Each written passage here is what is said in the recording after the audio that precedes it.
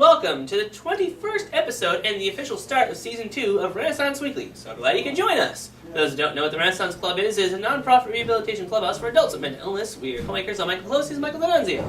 Hello, Mike. What do we have on the show today? I'm glad you asked. Today on the show, we have a recipe corner, an animal segment with George Azazo, and a movie review. But first, we've got a weather report from our very own weatherman, Walter Velligore. Walter, let's go with the weather. Thanks, Mike. This week's forecast is Monday, mostly sunny, high of 63, low of 39. Tuesday, mostly cloudy, high of 54, low of 43. Wednesday, cloudy, high of 62, low of 49. Thursday, partly cloudy, high of 64, low of 48.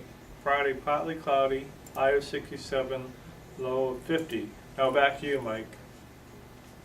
Today is Firefly Day. Take my love, take my land, take me where I cannot stand. I don't care, I'm still free. You can't take me, you can't take the skies away from me. Ballad of Serenity. Alright, browncoats, it's time to get out into the black and gather up those lost souls who have yet to experience the wonderful world of Firefly. Which is me. I haven't actually seen it yet. It was besides the stuff I'm going to read here, it was a really fantastic sci-fi show. This is just my own opinion, I'm going to read this stuff. But got canceled way too early. Yeah. But I'm probably going to be talking about it. So anyways, Firefly Day is dedicated to shameless pandering of our beloved show and indulgent marathon watching of the series from beginning to end. After all, we have to keep spreading the signal, or people may never know the dangers of Reavers or the royal story behind the hero of Canton. The story of Firefly Day is a story that bears a sad resemblance to the Battle of Serenity Valley. Something glorious was going on, something that was just too damn pretty to die, and yet the wrong side won when those Alliance goons, Fox, canceled a show that had finally made things on primetime TV a little bit more shiny. Shiny! Off topic. First brought to the air in September of 2002, the show was off the air by December of the same year for reasons that frankly strained the imagination. While it had 4.7 million viewers at the time of its cancellation, its fan base was determined by Fox to be insufficient to continue the show. Sadly, truly a sad day for browncoats. Fans of the series reference the traditional uniform of the rebellion. Everywhere, especially as it was intended to run for 7 full seasons. Wow. Yes. Of course, careful analyzations of the show reveal that, as usual, the Alliance, Fox in this case, can be held to be blamed for the cessation of free man's soul flying.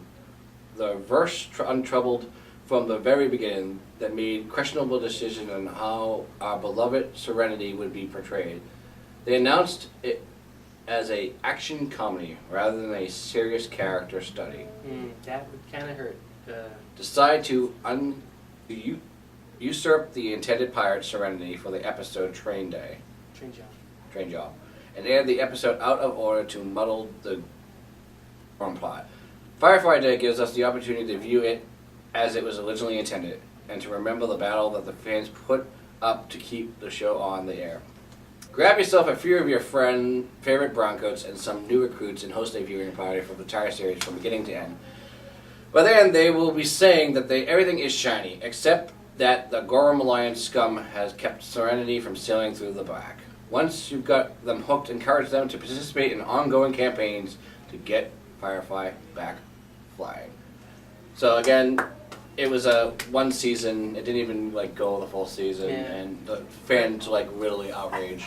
Yeah, I heard it had a movie. Yeah, it did have a movie. So it was Firefly, which was I believe maybe 12 or 15 episodes. They could be long, could be more. And then they did the movie to help, which kind of did help the fans to get resolution. Get resolution. And the movie was really done well. The Especially movie was if they were tending 7 seasons, they were like leaving hints for future plot lines. Yeah, so the movie was actually called Serenity, Yeah. and it was a pretty good movie. I wish that they kept it the TV show, but they do that. 4.7 million viewers, man. I've seen shows that are doing that now, and they're still on the air. Yeah. So hey, Fox, why didn't you get on canceling them shows and get some better quality showing on like Firefox?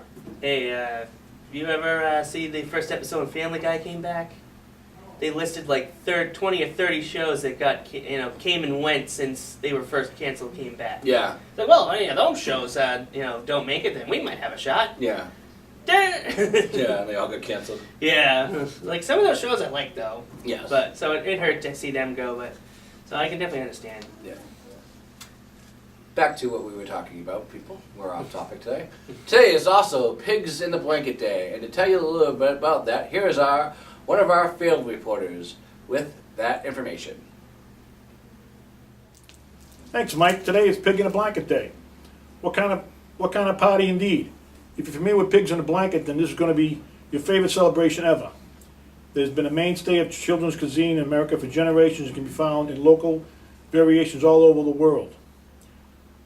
While the concept is simple, the execution can be surprisingly complex. And with such delicious variety, you never get tired of what seems to be a basic treat. Pigs in a blanket are a simple concept and have been found throughout the world in many variations since time out of mind. You simply take a sausage and wrap it. Usually you find them wrapped in some sort of pastry, with puff pastry being one of the most universally popular. Unsurprisingly, given that the rich, meaty flavor, the texture of the sausage plays beautifully with the flaky, delicate flavor of the puff pastry.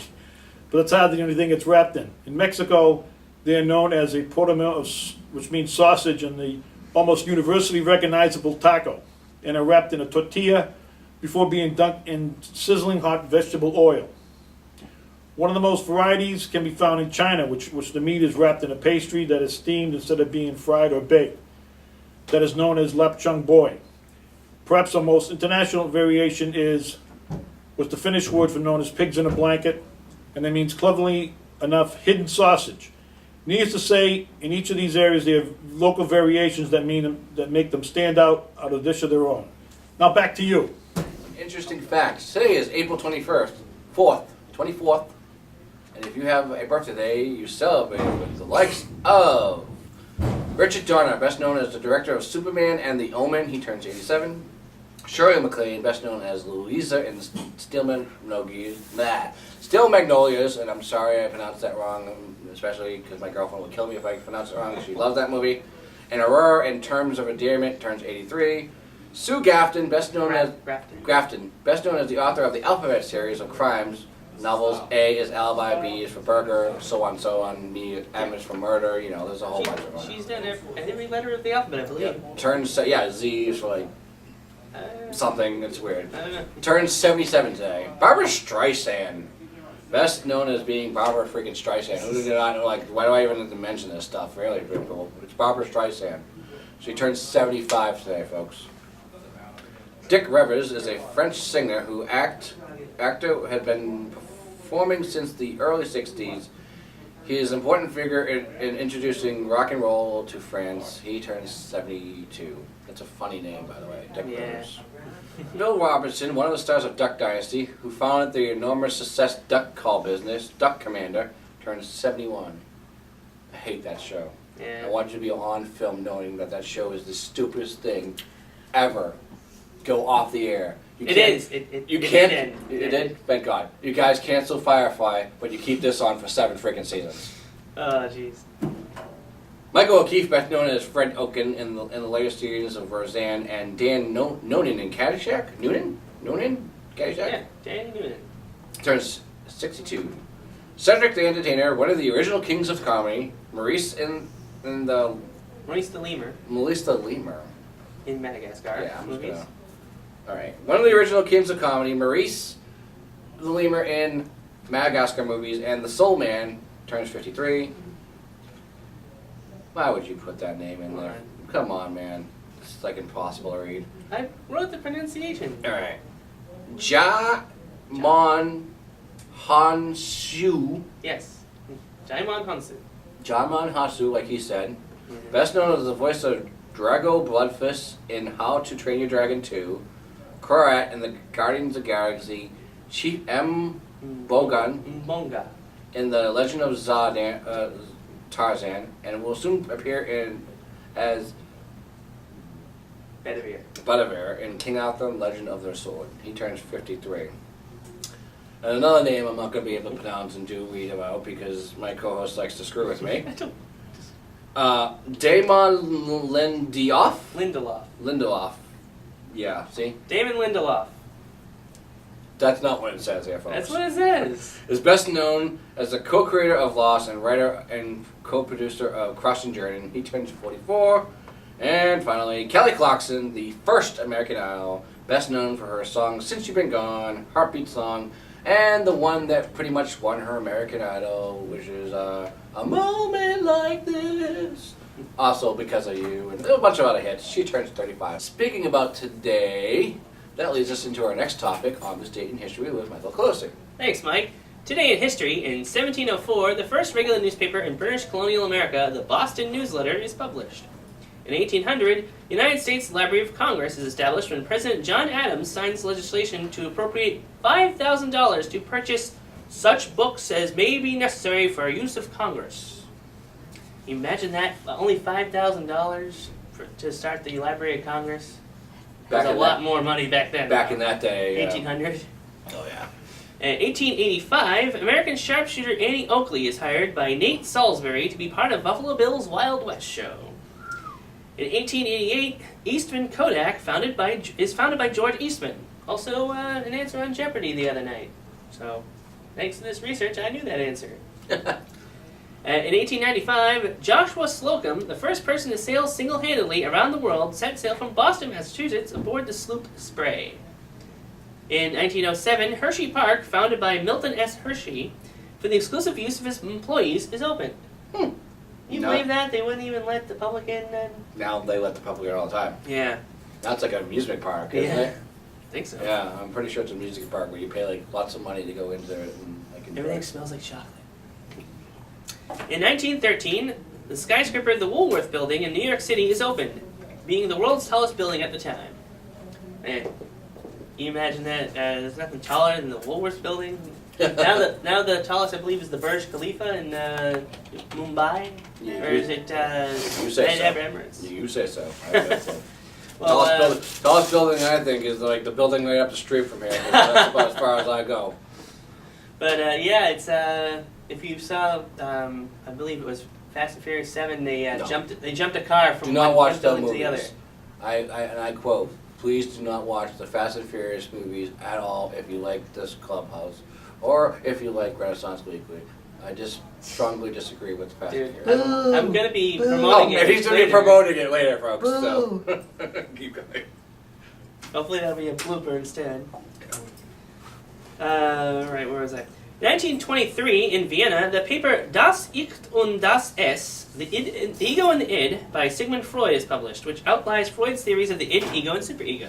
In 1950, U.S. President Harry Truman denies there are communists in the United States government. 1953, Winston Churchill is knighted by Queen Elizabeth II. In 1961, JFK accepts sole responsibility following the Bay of Pigs incident. And last week they had that invasion thing, so Yeah. it took them a week to respect responsibility. In 1967, cosmonaut Vladimir Komarov dies in Soyuz 1 when its parachute fails to open. He is the first human to die during the space mission. 1969, Paul McCartney says there is no truth to the rumors he is dead. Well, if he says it, then obviously he's not dead. I mean, that'd be hard to be like, I'm doing it from beyond the grave. In 1989, Massachusetts declares today New Kids on the Block Day. Oh, yeah. Ooh, ooh, ooh, ooh, ooh, ooh. Don't think that's New Kids on the Block. I'm pretty sure. Is it? The right stuff. Is that them? I must be getting mixed up there. In 1990, the STS-31, the Hubble Space Telescope, is launched from the Space Shuttle Discovery. In 1991, Freddie Stowers is awarded the posthumous Medal of Honor, for which he had been recommended in 1918. Huh, it took him only 80 years to get it. Yeah. In 1996, in the United States, the Anti-Terrorism and Effective Death Penalty Act of 1996 is passed into law. Thanks, Mike. I was not aware of those days in history. Now here's George Cesazzo with some information about pigs. George? Thanks, Mike. A pig is any of the animals in the genus Sus, within the Sunday family of the even-toed ungulates. Pigs include the domestic pig and its ancestor. The common Eurasian wild boar, along with the other species of related creatures outside the genus, include the peccary, the barusa, and the warthog. Pigs, like all Sus, are native to the Eurasian and African continents. Juvenile pigs are known as piglets. Pigs are highly social and intelligent animals. With around 1 billion individuals alive at any time, the domestic pig is one of the most numerous large mammals on the planet. Pigs are omnivorous and can consume a wide range of food similar to humans. Pigs can harbor a range of parasites and diseases that can be transmitted to humans. Because of the similarities between pigs and humans, pigs are used for human medical research. Pigs have poor eyesight with a great sense of smell. The pig's nostrils are on its leathery snout, which is very sensitive to touch. The pig uses the snout to search or root for food. Pigs are among the smartest of all domesticated animals, are even smarter than dogs. Well, back to you, Mike. Wow, that's some interesting facts about pigs. I did not know about all that stuff. That's pretty cool. You know, Mike, here at the Renaissance Club, we do a lot of work. We also combine work with pleasure, which is where our social events come into play. Last week we played Wheel of Fortune and had a coffee house, where I sang karaoke. Now, here, let's take a look at my movie review. Here are my thoughts on the new Ghost in the Shell movie starring Scarlett Johansson. While the movie is visually quite interesting, for about 2/3 of the total film, it had a lot of slow actionless scenes setting the scene. So while it had a lot of stylish designs, it was hard to enjoy the movie with all the references and scenes that they ripped from the anime it was based on. At the same time, they were changing many other things that made Ghost in the Shell what it was. Besides Scarlett Johansson as the Major, I only recognize the actor who played Chief Aramaki, Beat Takeshi Kitano. You might recognize from MXC Most Extreme Elimination Challenge as Vic Romano, as well as from Battle Royale. He strangely is the only one who speaks in Japanese. While the rest speak in English, he's got subtitles. If I could have turned off my otaku brain and not kept making comparisons to the anime, this could have been a lot better of a movie. Which is why I just wish the filmmakers decided to make it their own, and not tacked on a Ghost in the Shell name and characters. The Major being the one who got the biggest change to her character. Also, gotta say I'm surprised they got away with a PG-13 rating. While I get that she's not quite nude, she has a lot of scenes with a smooth, flesh-colored, curvy female body. And it did not look, it looked more like that. You know, some of the promotional material, her clothing looked white. I'm guessing that's what she filmed in. They made her look more naked. Anyway, I give the movie 2 out of 5 human brains and mechanical shells. For a better film, go see Fate of the Furious, the 8th installment in the Fast and the Furious franchise. While I don't want to give anything away, this movie is, what I feel, the best movie in the series so far. It has lots of awesome kick-ass action scenes, plenty of car carnage, and sweet rides. Vin Diesel, Michelle Rodriguez, Jason Statham, and The Rock all shine in this film. I give Fate of the Furious 8 fast cars out of 10. Now, back to the studio. Thanks for spoiling it for me, Mike. I wanted to see it. Now I can't. Oh. Now here's Recipe Corner with Kathy. Kathy? Today, it's Recipe Corner. Today we have brown sugar baked ham.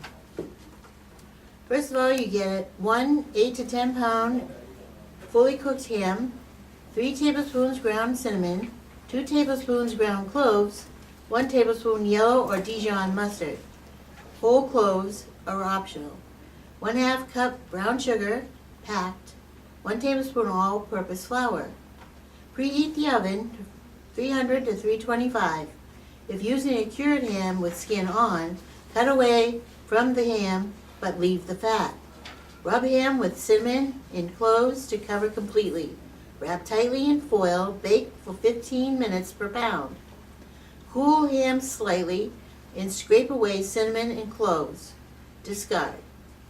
Coat ham with a thin smear of mustard. If desired, cut diamond pattern into fat layer and place a whole clove in each diamond as a garnish. Combine brown sugar with flour. Pat brown sugar over ham to evenly cover fat layer. Use additional brown sugar if needed to thoroughly coat your ham.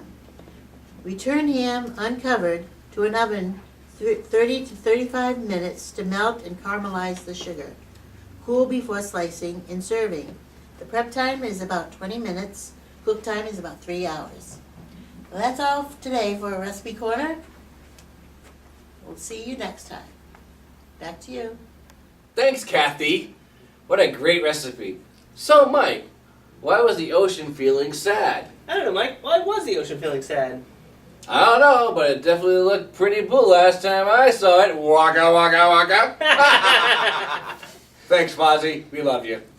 Well, that's all the time we have for today. I'm Michael Closey. And I'm Michael D'Annunzio. Thanks for joining us here once again at Renaissance Weekly. Remember, folks, Life always offers you a second chance. It's called tomorrow.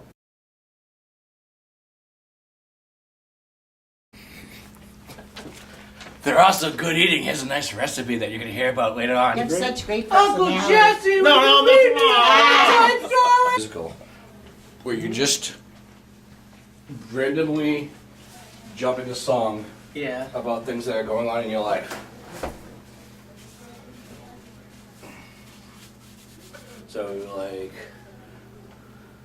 we're just sitting here, we're having a conversation, and we're like, Mike, we are waiting for the cue card person. They are not here right now, so we cannot film Renaissance Weekly. Have you seen Les Mis lately? No. No. And then you respond like, I know, Mike. We really need to record this episode and be on time this week. Waiting for a cue card person, eating smart fruit popcorn, singing their noise.